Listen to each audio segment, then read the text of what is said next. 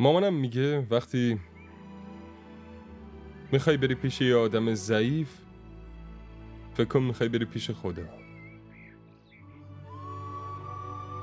وقتی هم میخوای بری پیش یه آدم قوی، خدا رو با خودت ببر.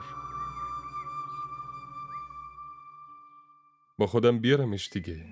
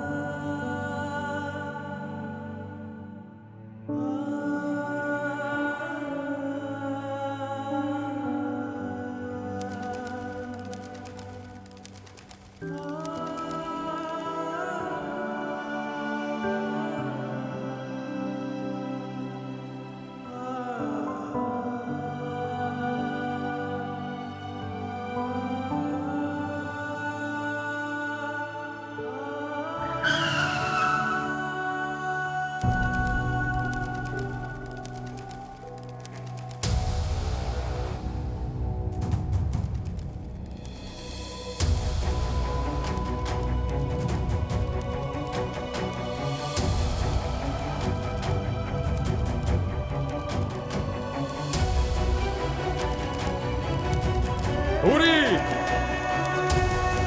هوری!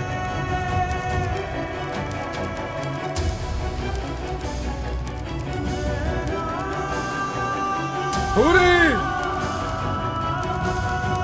هوری!